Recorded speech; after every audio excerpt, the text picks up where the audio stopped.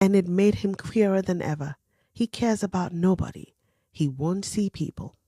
Most of the time, he goes away, and when he is at Misselthwaite, he shuts himself up in the West Wing and won't let anyone but Pitcher see him. Pitcher's an old fellow, but he took care of him when he was a child, and he knows his ways. It sounded like something in a book, and it did not make Mary feel cheerful. A house with 100 rooms, nearly all shut up and with their doors locked. A house on the edge of a moor. Whatsoever a moor was, sounded dreary. A man with a crooked back who shut himself up also? She stared out of the window with her lips pinched together, and it seemed quite natural that the rain should have begun to pour down in gray slanting lines and splash and stream down the window panes.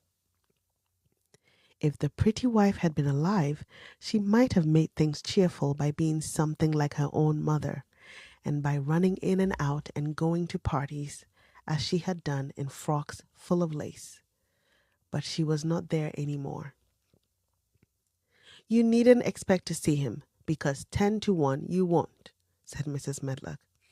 "And you mustn't expect that there will be people to talk to you. You'll have to play about and look after yourself. You'll be told what rooms you can go into and what rooms you're to keep out of. There's gardens enough, but when you're in the house, don't go wandering and poking about. Mr. Craven won't have it." "I shall not want to go poking about," said sour little Mary, and just as suddenly as she had begun to be rather sorry for Mr. Archibald Craven, she began to cease to be sorry and to think he was unpleasant enough to deserve all that had happened to him.